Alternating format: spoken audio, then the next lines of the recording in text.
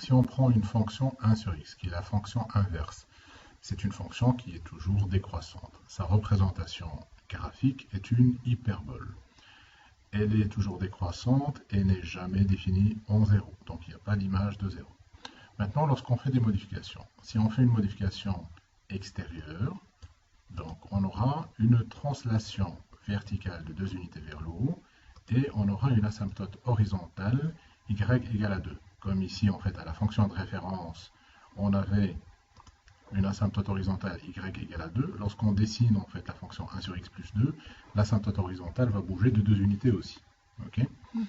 Si maintenant je fais une modification extérieure en enlevant 1, 2, donc ça va faire une translation horizontale, verticale, de 2 unités vers le bas.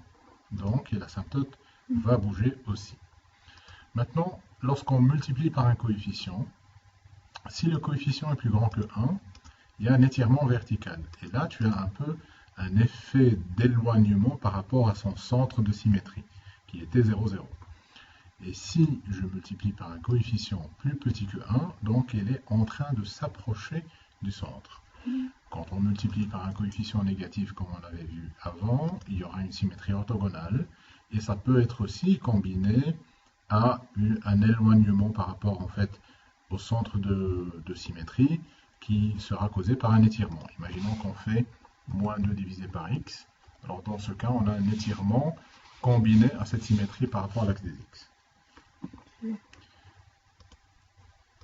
Voilà. Donc maintenant, si on fait une modification intérieure, donc du style 1 sur x moins 1. Donc dans ce cas, il y a une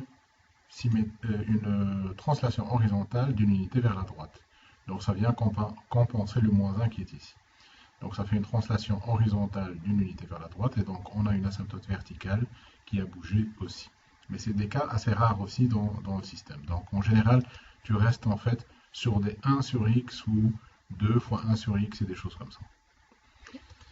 Alors, si on multiplie par un coefficient qui est plus petit que 1, on l'a dit, c'est une compression. Et si c'est une multiplication par un coefficient plus grand que 1, c'est un étirement. Si on additionne, on fait une modification intérieure, donc du style 1 sur x moins 1, donc translation horizontale d'une unité vers la droite. Et si c'était 1 sur x plus 2, translation horizontale de 2 unités vers la droite.